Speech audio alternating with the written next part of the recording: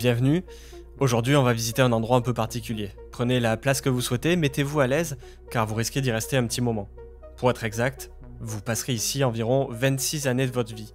Pas d'un seul coup, bien sûr, mais morceau par morceau, nuit après nuit, sans jamais pouvoir y échapper.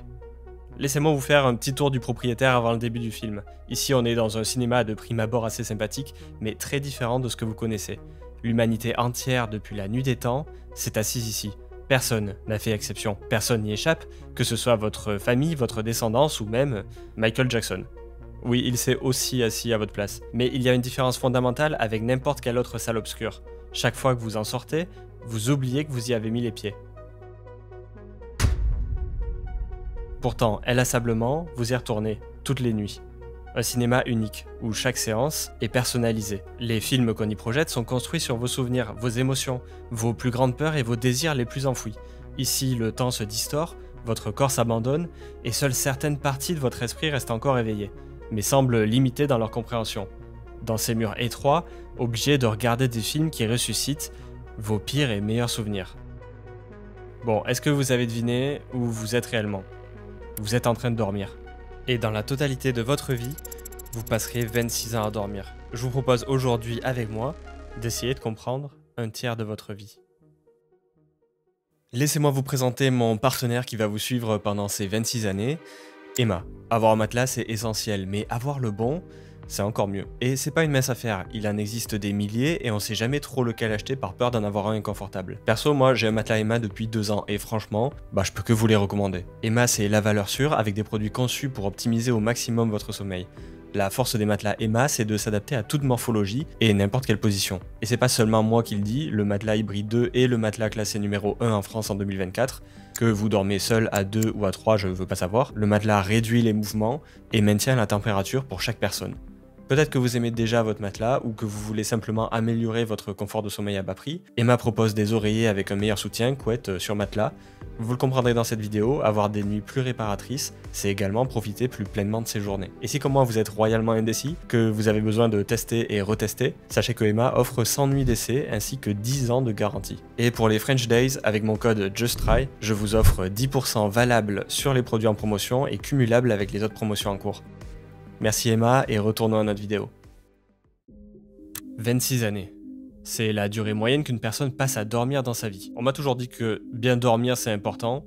J'ai remarqué moi-même les effets néfastes du manque de sommeil après le nouvel an, mais j'ai remarqué que très peu d'entre nous pensent réellement au fait que pendant un tiers de leur vie, ils seront littéralement inconscients, sans réellement trop savoir pourquoi. Ça fait des millénaires qu'on tente de percer ce mystère. Un mystère qui est loin d'être facile à résoudre. Juste une idée de la complexité. On a plus de connaissances sur notre système solaire que ce qu'il se passe dans notre cerveau toutes les nuits. Et le sommeil, ça semble bien être un des plus grands paradoxes de la science. C'est débile quand on y réfléchit 2 secondes. Le concept du sommeil est débile. Il entre en parfaite contradiction avec l'évolution. Être endormi, c'est être à la merci de n'importe quel prédateur. C'est perdre du temps pendant lequel vous ne pouvez pas chasser, manger, faire des réserves, survivre en fait. Et pourtant, tous les animaux ou humains ont besoin d'un état de repos. Le sommeil semble bien être inscrit dans la conception même de l'être vivant. L'évolution, la sélection naturelle, n'a pas réussi à se passer du sommeil. C'est bien qu'il n'est pas seulement nécessaire, il est vital. Plutôt que vous donner l'énorme liste des bienfaits du sommeil, je vais vous dire ce qu'il se passe si vous le négligez. Le manque de sommeil peut réduire votre espérance de vie. Dormir moins de 7 heures par nuit augmente drastiquement vos chances d'avoir un cancer, des troubles de l'alimentation, de l'attention, de démence, dont la maladie d'Alzheimer, des AVC, bref, la totale. En fait, il me faudrait une journée entière simplement pour vous lister tout ça. Celui-là, on en reparle tout à l'heure. Les impacts sont si larges que le sommeil est le facteur indispensable et immédiatement visible pour avoir une meilleure santé. Ok, maintenant que vous avez ça en tête, je pense que vous êtes prêts pour notre voyage. On peut commencer notre petite expérience. Il est 23 h. Vous êtes chez vous, après une longue journée, vous ressentez un petit peu de fatigue. Vous décidez d'éteindre la lumière et de fermer les yeux. Ok, là on fait une pause, parce qu'à ce moment précis, vous venez d'activer un mécanisme. Le sommeil est régulé par ce qu'on appelle le rythme circadien, une horloge biologique interne située dans l'hypothalamus. En l'absence de lumière, cette horloge envoie des signaux à la glande pinéale, qui commence alors à produire de la mélatonine, une hormone favorisant la somnolence. En vérité, le rythme circadien n'est pas le seul à vous forcer à aller dormir. Vous ne l'avez jamais remarqué, mais tous les jours, des substances chimiques vous forçant à dormir s'accumulent dans votre corps. La plus connue, c'est l'adénosine, c'est la courbe bleue. On remarque que plus vous restez éveillé, plus celle-ci s'accumule dans votre corps, tandis que dormir va fortement la diminuer. Comme son niveau ne fait que varier, les scientifiques aiment bien parler de pression de sommeil. Cette pression de sommeil, c'est elle qui dicte votre fatigue dans la journée. Vous avez donc naturellement des heures où vous serez plus ou moins fatigué. La deuxième courbe que vous voyez, c'est votre rythme circadien. Plus ces deux courbes sont éloignées, plus la pression pour dormir sera importante. Et au contraire, quand ces deux courbes se touchent, c'est l'heure de vous réveiller. Et en tout cas pour vous, il est temps d'entrer dans votre sommeil. Je vais essayer de pas vous endormir, vous en faites pas, ça va vite devenir intéressant. Votre sommeil est divisé en deux phases principales. Non paradoxal ou NREM et paradoxal REM. REM c'est un acronyme qui signifie Rapid Eye Movement, mouvement oculaire rapide. Pour faire une analogie, c'est un peu votre cinéma intérieur, celui qu'on a vu tout à l'heure. D'ailleurs, on va essayer de s'y rendre. Mais avant ça, il va falloir traverser les différentes phases du sommeil NREM. Les scientifiques découpent le NREM en 3 étapes, N1, N2 et N3. Ils utilisent en général un hypnogramme pour surveiller chacune des phases. On va en reparler, mais en attendant, pour que ce soit un peu plus simple à comprendre, je vous ai fait une petite carte. Et pour l'instant, il est 23h10, et vous commencez à entrer dans la phase N1, le sommeil léger. C'est une phase de transition vers un sommeil plus profond. Une phase dans laquelle le rythme de votre cœur ralentit, votre température corporelle s'abaisse légèrement, vos muscles peuvent commencer à se relâcher, parfois avec de légers spasmes. Vous êtes dans un sommeil relativement léger, de sorte à ce que le moindre bruit peut encore vous réveiller et vous gâcher la nuit. Et je me permets de m'arrêter une nouvelle fois, parce que de nouveaux mécanismes font leur apparition. Vous entrez dans la deuxième phase, qui est une transition vers le sommeil profond. On note l'apparition de deux phénomènes intéressants. Le premier, les complexes cas, réduit les réactions aux stimulations externes. De ce fait, plus vous avancez dans votre sommeil, plus il devient complexe de vous réveiller. Le deuxième, les fuseaux de sommeil, qu'on appelle aussi spindles, en quelque sorte des boosts d'activité neuronale qui proviennent principalement du thalamus. Ils sont utiles dans la consolidation de la mémoire. Cette phase va plus ou moins durer la moitié de la nuit. On va avancer un petit peu dans le temps pour arriver à notre prochaine et dernière étape du sommeil non paradoxal. La phase 3, aussi appelée le sommeil profond. Votre cerveau se voit balayé par des ondes delta.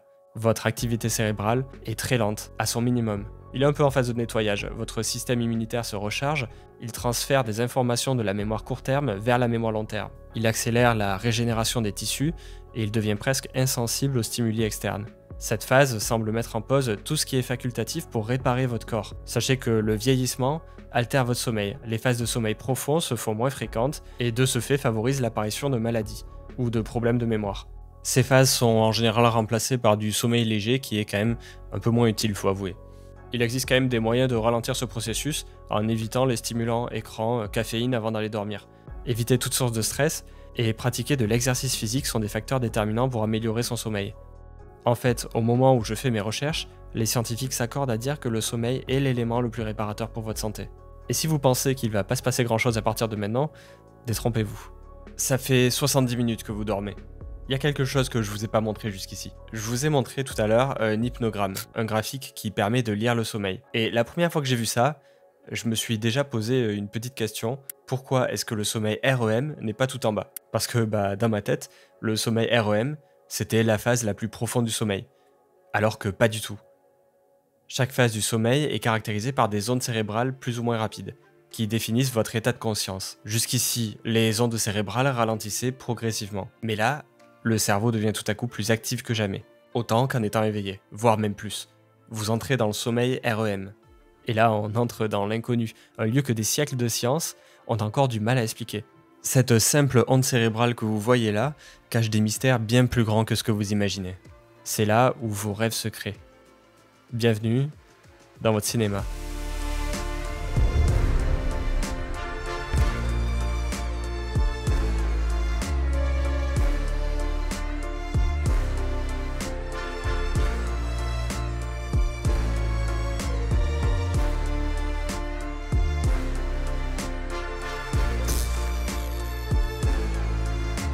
Alors, on ne sait pas exactement ce que vous faites ici. Il existe deux théories majeures sur le pourquoi nous rêvons. Je suis pas partisan de l'une d'entre elles, en fait je les trouve toutes deux passionnantes. Je vous laisserai faire votre choix et en débattre en commentaire. La première est la théorie de la fonction primaire. Elle soutient que le rêve aurait une fonction bien déterminée et il serait là pour améliorer nos capacités. De cette théorie découlent plusieurs hypothèses complémentaires qui semblent suivre un schéma commun.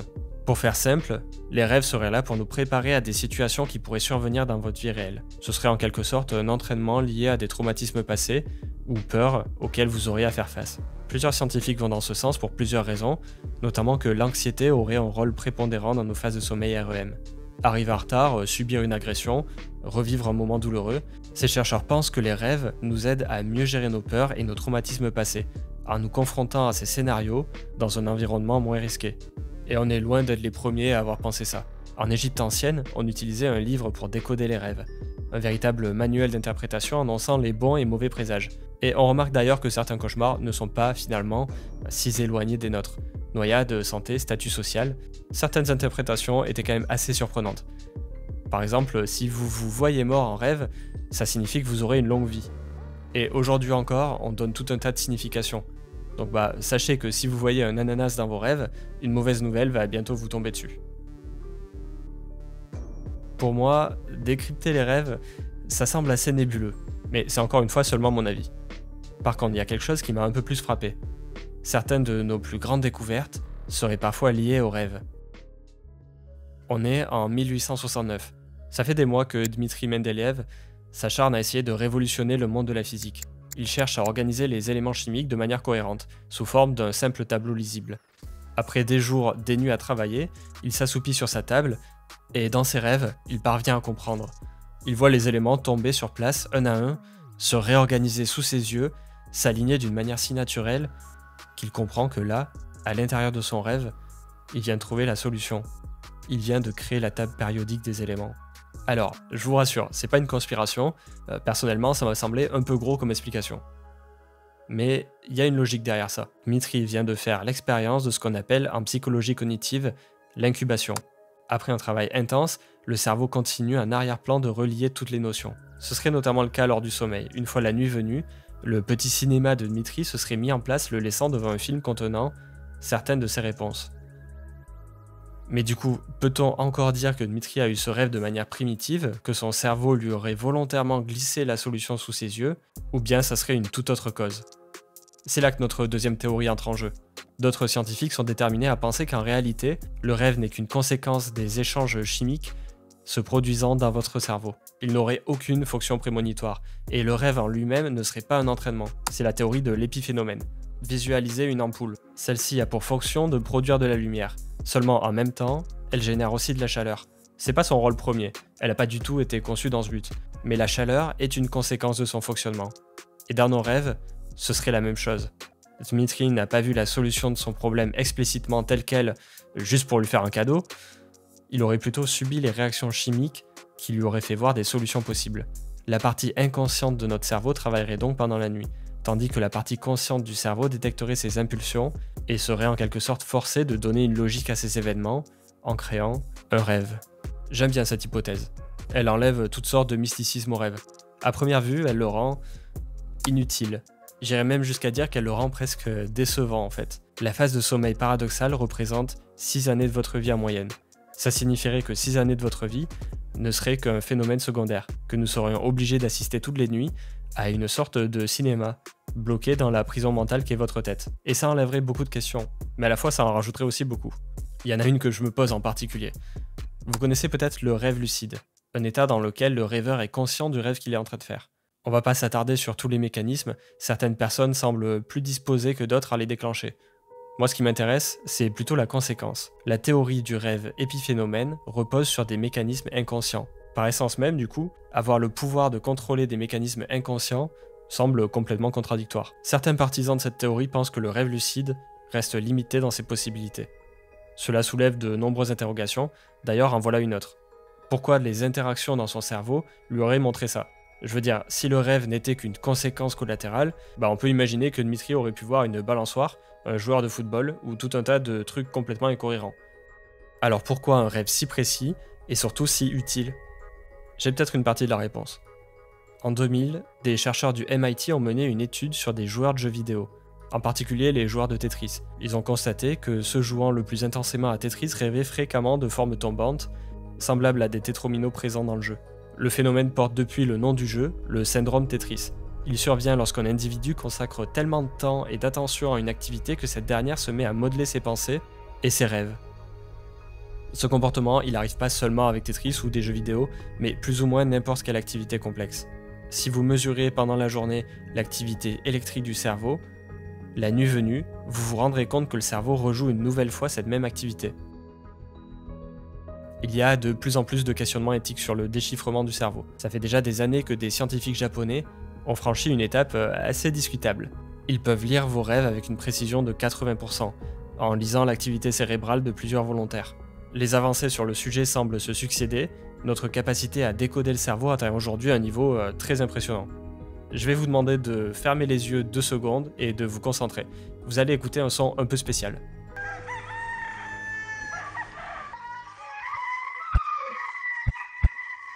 Vous êtes en train d'écouter des sons reconstruits grâce aux ondes cérébrales. Ça a un côté terrifiant. Bon, même si pour l'instant, on dirait plus une voiture qui drift. Mais gardez en tête que dans un futur de plus en plus proche, des personnes pourraient retrouver la vue ou l'ouïe grâce à de tels dispositifs. Des maladies pourront être de mieux en mieux comprises et soignées. Le fonctionnement nébuleux des rêves pourrait quant à lui être entièrement élucidé. S'il y a une chose qu'on a compris, c'est à quel point les phases de sommeil REM sont cruciales. Si vous n'avez plus de phase de sommeil REM, le lendemain, votre cerveau sera significativement moins efficace.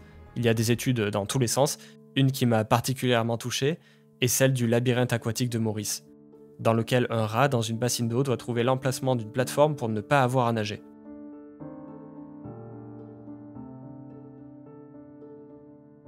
Là, ce sont seulement des vidéos d'illustration. Les expériences de privation de sommeil sont très difficiles à regarder. Le résultat est sans appel. Les rats privés de sommeil ont une mémoire chaotique et montrent des signes de désorientation sévère. La privation de sommeil est une torture, qui, même si illégale, est encore aujourd'hui utilisée dans le cadre de certains interrogatoires. Au début de la vidéo, je vous ai montré les impacts du manque de sommeil.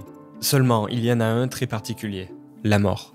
Celui-ci spécifiquement a été le sujet de pas mal de controverses. Au cours de la Première Guerre mondiale, en 1915 sur le front de l'Est, un soldat hongrois nommé Paul Kern est sur le champ de bataille. Il aurait, au cours de l'affrontement, reçu une balle dans la tête. Il se réveille plusieurs jours plus tard, miraculé, mais surtout avec presque toutes ses facultés mentales. Si je dis presque, c'est parce qu'il semble lui manquer quand même quelque chose d'important. Les jours passent, et il lui est impossible de dormir. On remarque plusieurs changements chez lui. Des maux de tête incessants, des hallucinations, et il mange 2 fois plus qu'avant, mais surtout, il reste en vie. Cet homme n'aurait pas dormi pendant 40 ans. Et ça, qu'on se le dise, c'est impossible. Depuis 1915, aucun autre cas de ce type n'est apparu. Et c'est même pire que ça, tous les cas de privation de sommeil à longue durée se sont très mal terminés. En 2014, un jeune Chinois de 25 ans est décédé après avoir enchaîné plusieurs nuits blanches pour suivre les matchs de la Coupe du Monde de football. Et j'ai même trouvé une expérience un peu extrême. Alan Reichstaffen, dans les années 1980 à l'université de Chicago, montre que des rats privés de sommeil meurent en général au bout de 15 jours. Encore plus troublant, qu'importe qu'on prive le rat de NREM ou REM, il finit quand même par mourir. Et il y a un truc bizarre avec cette expérience. On ne sait pas pourquoi ils sont morts. Et ça, pour les scientifiques, c'est un grand mystère. Imaginez, si vous arrêtez de manger, la cause de la mort semble assez évidente. Si vous arrêtez de dormir par contre, on pourrait se dire qu'on meurt de fatigue, mais là encore c'est une conséquence et c'est pas la cause de la mort. On note quand même 3 choses qui pourraient nous aider à comprendre. La première, c'est que les rats mangent plus, mais perdent quand même plus de poids. Ça a l'air complètement paradoxal, mais ça nous alerte sur le fait que l'organisme a besoin d'énergie pour lutter. Mais du coup, lutter contre quoi ? Sans doute contre la deuxième chose, les rats n'arrivent plus à réguler leur température corporelle. Ils peuvent brûler et manger autant de calories qu'ils le veulent, le cerveau est tellement défaillant qu'ils n'arrivent plus à réguler leur température correctement. C'est comme laisser la fenêtre ouverte en plein hiver, mettre le chauffage à fond et regarder malgré tout la température descendre lentement. Le destin du rat semble déjà scellé. Et la troisième chose, c'est tout simplement un effondrement complet du système immunitaire. Et on va s'arrêter là parce que je pense que vous avez compris à quel point votre sommeil, en réalité, c'est votre vie. Vous ne pouvez pas le dissocier, vous ne pouvez pas le réduire, et il n'est même pas négociable. C'est pas simple aujourd'hui dans une société où on travaille toujours plus, avec toujours plus d'écrans et des applications qui nous rendent toujours plus addicts. Ces écrans qu'on aime tant regarder le soir, ils détruisent votre sommeil. Une étude a été menée en 2015 sur 2 groupes de personnes. Un groupe lisait sur iPad, tandis que l'autre lisait sur des livres papier avant d'aller dormir. L'iPad et n'importe quel écran en général diminuer la production de mélatonine de moitié, et en résumé, votre nuit sera largement moins efficace. Dans les faits, il y a beaucoup de raisons qui peuvent vous empêcher de bien dormir, et toutes ces nuits où vous dormez mal peuvent parfois s'accumuler. On entend parfois la notion de dette de sommeil.